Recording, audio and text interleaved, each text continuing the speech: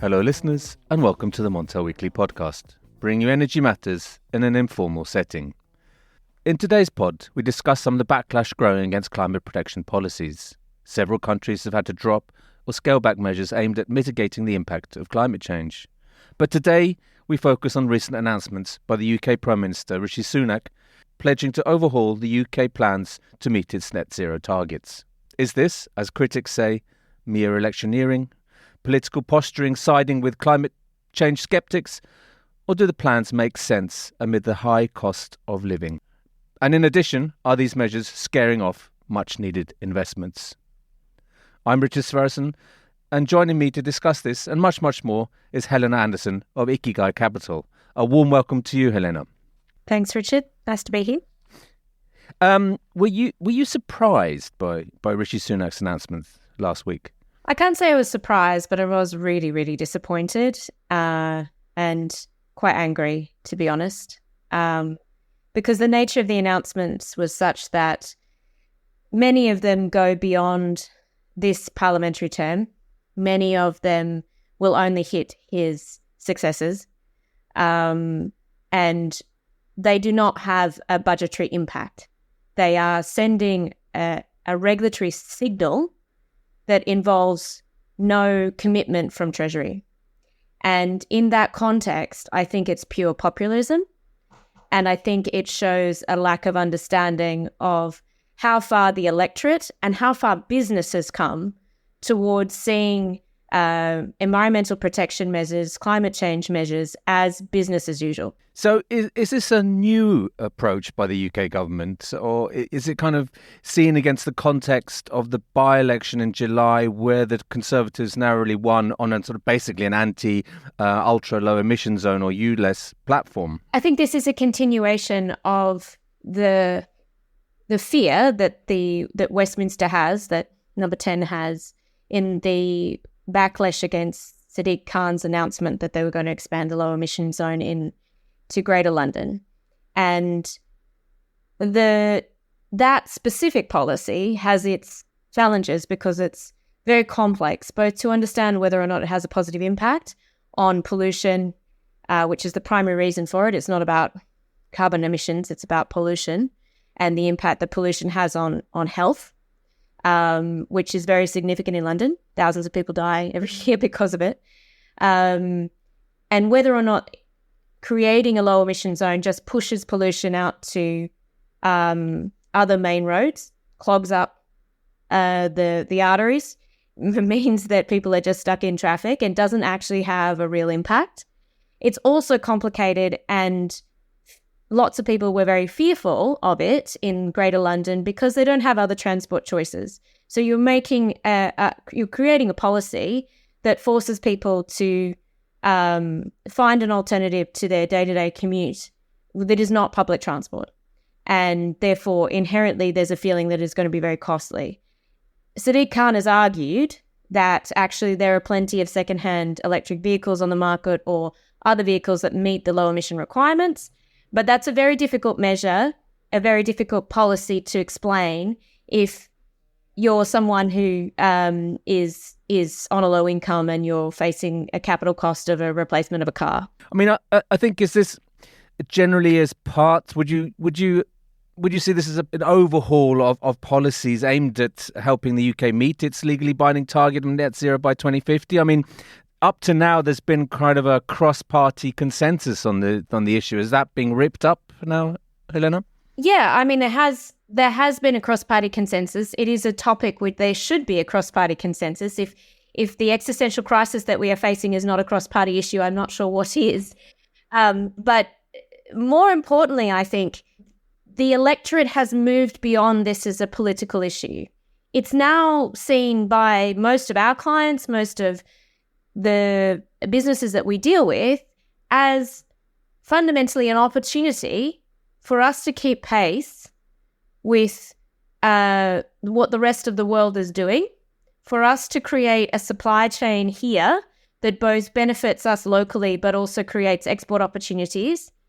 And this has to be seen in the context of a huge amount of investment that is going on primarily in the US and in the rest of Europe where the one thing that we could hold our hands up and say we are leading on was these non-budgetary effect targets, where now, what do we have to say to the rest of the world as to why they should invest here? What do we have to say to our existing car manufacturers that actually it's worth a commitment to the UK economy post-Brexit, where we're not in alignment with the EU in terms of the way in which the standards are upheld? What do we have to say to them as to why they should invest in manufacturing here? And who loses out of that? What makes me incredibly angry is there's a sell job going on from the Conservative Party right now that actually these measures hit the poor. These measures hit the outside London populists, when in reality the opportunity we had was to create an advanced manufacturing, green advanced manufacturing opportunity that would primarily benefit the regions, the North, Scotland, Wales. That was the opportunity. So instead, for no budgetary impact whatsoever, we've not gained anything in Treasury by doing this. What we've done is deprived people outside London of high-quality jobs, of businesses outside London of an export opportunity, and we're doing that in the context of an already difficult environment where we were hearing from investors, why would we invest in the UK when the money's been thrown at us in the US? Why would we invest in the UK when there are so many support systems, subsidies and otherwise in the EU for the conversion to low emission vehicles, both trucks and cars? So you just made it much harder to justify to international investors, and you've made the very community that you're claiming to support infinitely poorer in terms of their life chances, and you've made it more expensive for us to have a supply chain that meets the inevitable move. So all that's going to happen is we're going to create a shock to the system now and a shock to the system later, when we all have to catch up, having done nothing towards an inevitable goal. So for me, there is just on no level does any of this make sense. Politically, financially, it makes no sense. And then, of course, in the medium to long term, it'll actually increase prices because you're not lowering the dependency on outside sources of fuels. So. We already pay a UK premium for most of the manufactured goods that are incorporated into my sector, renewable energy, decarbonisation. It's a well-known fact. There's a 10 to 20% premium on anything you buy into the UK market compared to Europe. And we just increased that overnight because we haven't sent a signal that pulls forward manufacturing capability here now. So we will become an even greater importer. Our balance of payments will be thrown out further. So all the things that Sunak professes to care about, he's fundamentally misunderstood. And I have absolutely no idea who is pushing this agenda. He has typically been quite neutral because he's a Treasury Minister. And by definition, they just take facts, they get representations. And I say this having been in government. They take representations from other ministries. So I don't know who's pushing this, but he's obviously getting advice that a portion of the electorate is susceptible to this message without them fully understanding the complexity of pulling this lever and pushing that button. In essence, as you said at the start, it's short-term populism, basically to try and get them to win some votes in the next election. Yeah, but I think he's underestimated a lot of segments of society that have moved on. Obviously, the youth are terrified of the future that they are about to face. Many of them feel disempowered, and this was at least a signal that the UK was trying to lead the world in some respect. I think you find that actually the older generation care about their grandkids, and so they have shifted in their mentality towards acting now. And certainly business, if you have any interaction with other markets, with the majority of successful businesses, whether that's in manufacturing or otherwise in the UK, certainly financial services, you have an interaction with other markets who are leading. So we do a lot of work in decarbonisation of airports, in decarbonisation of ports. Fundamentally, those are interregional, international businesses. If we are working, at the moment, we're working on the decarbonisation of the Port of Dover. The ferries and the cargo vessels that operate through the Port of Dover, our most important export port, they are all subject to EU regulation, which will require them to reduce their emissions.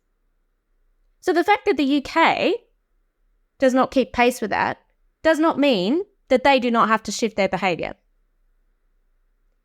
It just means that if they have a choice as to whether they have to come into a UK port and there's not the support there to enable them to electrify or to use hydrogen in the case of aviation or what have you, if that support's not there, it just means they don't prioritise that market. They find a way around it. They're not going to avoid caring about climate change. That's the new reality. So it just feels so outdated and so out of sync with the way that the majority of the electorate has moved their thinking. I mean, what are you hearing from investors, from your clients? And Helena, are you hearing? Are they actually right? Okay, that's the last straw. We're upping sticks, or we're going to invest our money in the US or in Europe instead. Well, the changes that Sunak announced hit specific sectors. So the one that I was particularly frustrated by affects the haulage sector, and that is the obligation to shift away from fossil-fueled internal combustion engines earlier than Europe. That's the fundamental point. We were leading. Now we are. He argues we are in sync with Europe, but we don't have as many levers as they do financially to play with, so we have to lead through regulation. And the consequence of that hits the car industry, who, we have a lot of interaction with because we deal a lot with the supply chain on critical minerals like lithium. We deal a lot with the battery sector. And fundamentally, we work in industrial decarbonisation, so we engage with the car sector. And that signal that you will definitely have strong demand and there is an advantage in moving early towards electric vehicles, electric cars and passenger vehicles, that was a really strong signal for them to move across their manufacturing capability. And we were starting to see the green shoots of a supply chain growing in the regions. It was also starting to stimulate a van industry, so commercial vehicles, 3-ton vehicles, for which are majority diesel right now. And it was a really strong statement to this haulage industry that they need to be moving towards low-emission trucks. And that then has flow-on impacts for the infrastructure required to support those vehicles. So investors could make a decision to invest in not just car charging, but also looking forward to truck charging, or biomethane, or hydrogen-fueled trucks for heavy-duty vehicles. They could start to see that this is inevitable, so we better move now. Now, if the government can roll that back, what else will they roll back? That's what it creates, an uncertainty and a lack of confidence in the policy infrastructure. So that has contagion effects, because people think, well, if you can do this in relation to this specific sector, what are you going to do in relation to other sectors just for populist purposes? So it has broader impacts. But it also means that where is the incentive to do anything now? Let's just wait 10 years, shall we? What does that do to the hauliers that only operate within the UK in terms of their capital investment decisions? It means they just wait. So we have 10 more years of doing absolutely nothing. And that, not just within the vehicles, but within the wider value chain that supports those vehicles, within the wider supply chain that incentivizes their hauliers to change their behaviour as a consumer of haulage services. It has massive flow-on impacts. What about the car industry more generally, Helena? What about? In what sense? What's their reaction been to these? Well, you saw Ford come out on the day that Sunak made the announcement and say how disappointed they were. And so I think that there are arguments going on within government where aspects of the car industry are maybe saying, we can't keep up. This is too ambitious. We cannot retrofit in time. I have heard that argument. But those same car manufacturers have operations in Europe where they're switching. So the argument is really based not around the vehicle manufacturing, but around the supply chain that supports the vehicle manufacturing, so batteries.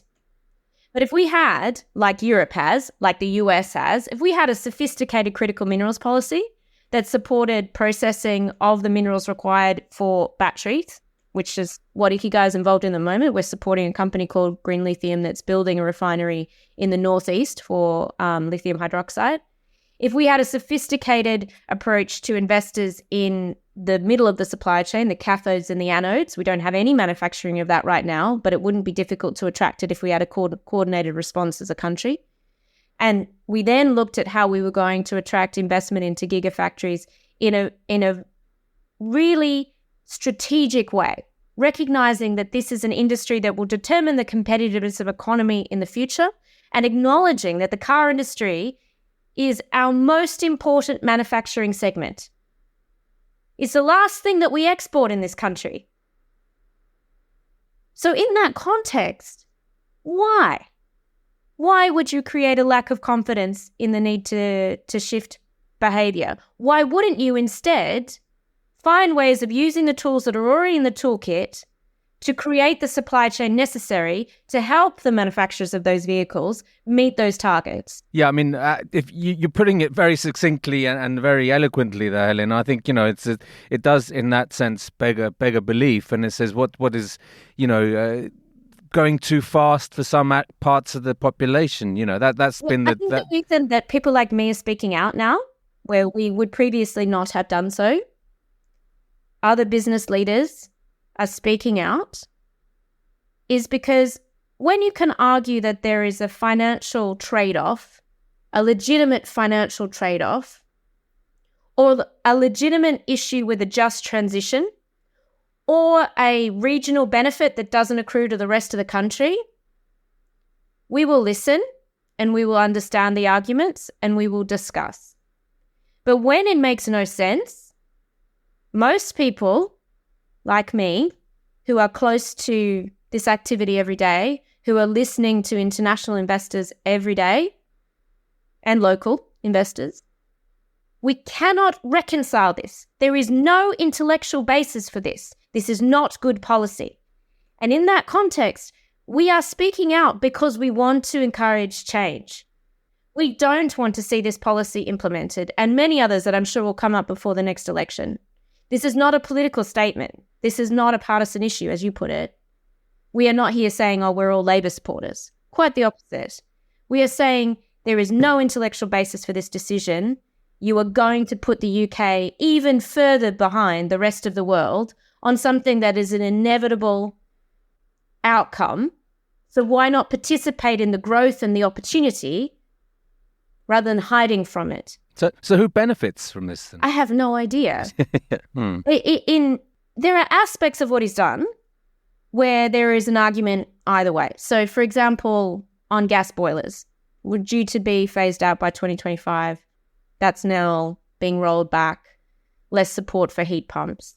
Heat pumps was one of the industries where we were actually encouraging investment into growth in manufacturing of heat pumps.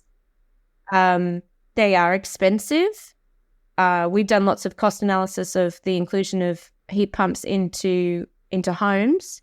And when you combine them with renewable generation, they do have a payback period that is long but viable from a financing perspective. They're very challenging for older homes, particularly homes in London. It's a challenge because of the lack of space. There are reasons why heat pumps are challenging. But the reason why the phase out of gas was initially created was partly for safety reasons. Taking gas out of homes reduces the risk, lowers your insurance bills, et cetera, lowers maintenance bills, all of those things. It wasn't just about climate change. So I think, I can understand why there are people on different sides of the debate, but it was a really important growth industry. It is a really efficient way to produce heat in homes in the right conditions.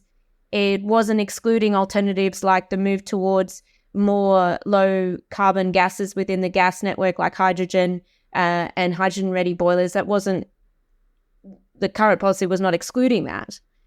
So there are nuances there.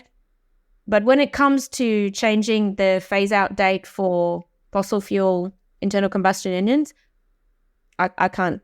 There are no sides to that. That doesn't make. No, absolutely. That's comes through very clearly, Helena. I think, if I'd just sort of like to round off the discussion here by talking a bit about the international impact. I mean, these policy measures come, as we're heading into another COP. I mean, what kind of impression does this give to global leaders in terms of where the UK stands on these environmental policies? Well, as you will have gathered from my still very present accent, I'm Australian, but I have lived in this country for 17 years. And my business partner, he literally became a British citizen yesterday. So having worked in the UK government, being very proud of what the UK has achieved, we've been leading in the environmental stakes for the last, I would say, 10 years. For all of the mistakes of the current government, that was one thing that we could be proud of. In the context of Brexit, where we have arguably voluntarily reduced our impact on the global stage for various reasons, I'm not going to get into the Brexit debate, but what's really important, if we as a country decide that's the way that we are moving, we need to punch above our weight with other tools. And we just made ourselves average or below average. So we don't have any gravitas in this debate anymore. Who cares what the UK thinks? Unless you're in Scotland, of course, where people look to the Scots and say, wow, good policy, budget allocation, progressive thinking. But where's our gravitas on the world stage when it comes to the environment now? We have a king who is incredibly highly respected in this domain, who is making announcements in France about how the UK is wanting to work together with other countries to achieve climate goals. On the very same day, our Prime Minister is announcing that we want to be average or follow. Yeah, I mean, is it too much to hope that some of these they can make a little bit of a U-turn on these announcements, Helena? After seeing the reaction from industry leaders such as yourself, the automobile industry, I mean, there seems to be very few voices of support here. I think it will be difficult for him to make a U-turn now. He's obviously got forces within the advisors within Number 10 that are telling him that this is an electoral winner. I think if we are serious about climate change, those of us who are serious about environmental protection, serious about sustainability, preserving natural capital, we have to make this the electoral issue, because the cost of living crisis is temporary and largely driven by external factors. The other challenges that we have as an economy are either historic and will not be helped by not focusing on the green opportunities, or they are also temporary. And therefore, those of us who understand and care about these issues, we have to put our money where our mouth is, or our vote where our mouth is. And we have to say, whatever you do, government, this is the path we're taking. So you're with us or you're against us, but we're not changing. I really think that the onus is on us now in business to lead. And let's hope some others are listening and do the same as you here, Helena. So thank you very much for being a guest on the Montel Weekly podcast. Thank you, Richard.